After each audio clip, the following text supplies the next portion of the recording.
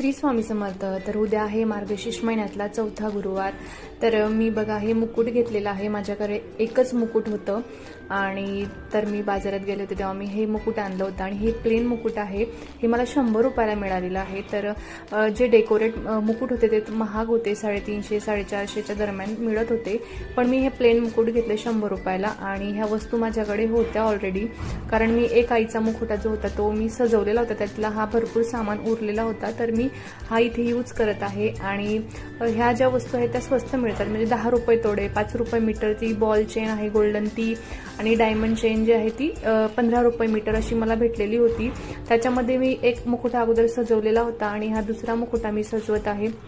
अजून 2 ते 3 मुकुटे याच्यामध्ये सजून जातील आणि खूप सुंदर असा मुकुटा सजवून झालेला आहे. आणि आई लक्ष्मीचा जो मुकुटा आहे तो खूप सुंदर दिसतोय. तुम्हाला कसा वाटला? आवडला असेल तर लाईक, शेअर, सबस्क्राईब करायला विसरू नका. बाय.